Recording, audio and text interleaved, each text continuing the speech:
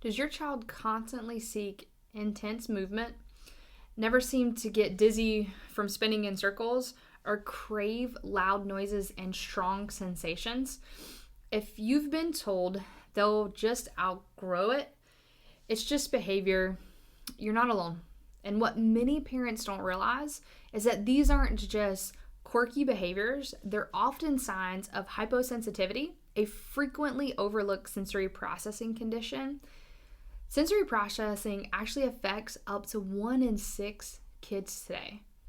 While most people have heard about children being oversensitive to stimuli, there's another side of sensory processing. Really, we don't discuss it too often, but when children don't receive enough sensory input from their environment, this leads to actively seek out intense experiences to satisfy their nervous system's needs. This video is for parents whose children seem to constantly crave movement, struggle with focus, or intense sensory experience. If you tried traditional therapies with limited success and you're looking for answers about your child's sensory seeking behavior, this information could truly shift your family. What we're going to be talking about is how hyposensitivity develops sensory seeking behaviors in children, why traditional approaches actually don't provide the results that we've been hoping for, and how to address the root neurological cause through specialized chiropractic care to help your child find balance and thrive. So to truly understand sensory seeking behaviors, we first need to take a look at the perfect storm of the factors behind the condition of hyposensitivity. This often begins before birth when maternal stress, birth interventions, or early childhood trauma is going to create what we call the perfect storm.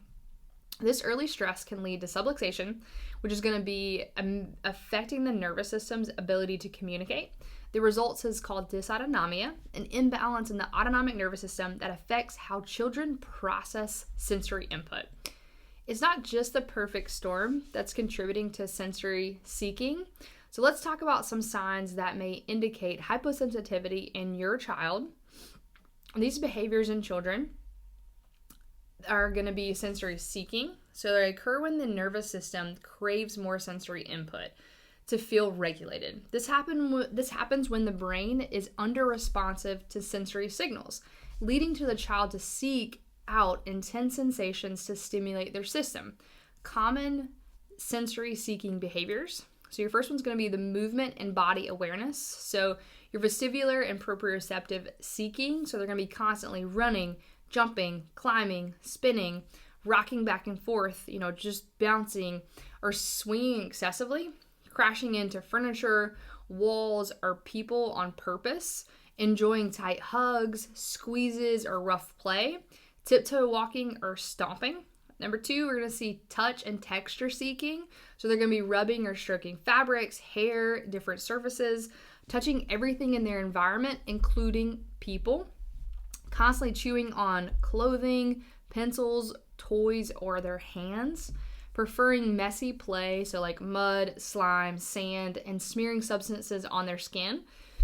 The third one's going to be visual stimulation, seeking and staring at spinning objects, fans, wheels, watching flashlights or screens closely, repetitively looking at things from the corner of their eyes, enjoying fast-moving, bright, or high-contrast visuals. Number 4 is going to be more auditory, so sound seeking. So they're going to make noises constantly, humming, clicking, vocal stimming, turning up the music or the TV to really high volumes. They're going to seek out loud environments or creating loud sounds themselves. So often they're going to repeat words, phrases, and sounds over and over. So the 5th is going to be like more oral seeking. So chewing on items, their shirts, their clothes, their toys, putting lots of things in their mouths way beyond toddler age, preferring strong flavors, so like spicy foods, crunchy foods, licking walls, windows, things like that. So these are going to be signs of an underlying neurological imbalance. Now that you can recognize what sensory seeking behaviors look like, we're going to explain why traditional approaches often fail Occupational therapy and behavior interventions can help manage signs. However, they don't truly address the root cause of the neurological dysfunction that's happening. This is why many children will plateau within therapy alone. This is where the neurological approach to resolution comes in. How neurological pediatric chiropractic can help regulate the autonomic nervous system. Many sensory-seeking children, they're actually stuck in what we call fight or flight. So they're in their sympathetic response. And chiropractic adjustments help activate the parasympathetic nervous system, promoting a more regulated, calm state, which is going to improve the proprioceptive and vestibular processing. The spine and the nervous system play a major role in balance and coordination of the body's just awareness. Adjustments can refine proprioceptive input, allowing the brain to better process movement and spatial awareness, reducing the need for excess crashing, spinning, or jumping. They're going to actually support primitive reflex integration. Many sensory-seeking kids have retained primitive reflexes, which can make their body feel disconnected and unstable. Gentle neurological adjustments help the brain integrate these reflexes. They're going to be reducing the constant need for extra movement and touch. They're actually going to enhance the brain-body communication. So chiropractic care focuses on removing that interference within their nervous system, allowing the brain to receive and respond to sensory input more effectively. When the nervous system functions optimally, kids may not need to seek as much external stimulation to feel regulated. So this reduces their nervous system overload and it improves their adaptability. Many sensory-seeking behaviors are a sign that your child's nervous system is working too hard to process sensory input. Regular adjustments can help create a more adaptable nervous system, making it easier for the child to handle different environments and stimuli. The technology that we actually use in our office to measure the nervous system checks their stress patterns. This allows us to create a personalized plan of care that's going to target those root cause by helping us address the subluxation and the nervous system dysfunction.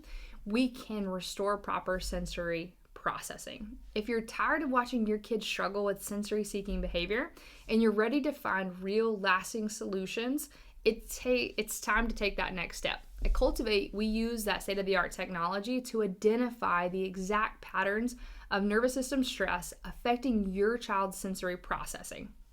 Your child deserves to experience life without this constant need for intense sensory input. Through our focused neurological care, we've helped countless children find balance and thrive in ways their parents truly never thought to be possible. Don't wait for your child to grow out of it. Take the first step towards understanding and addressing the root cause of sensory challenges. We encourage you, more information, please click the link in the bio so we can help get you guys in the right space and in the right spot to help your child reach their full potential. That is our goal here at Cultivate. We hope this finds you well.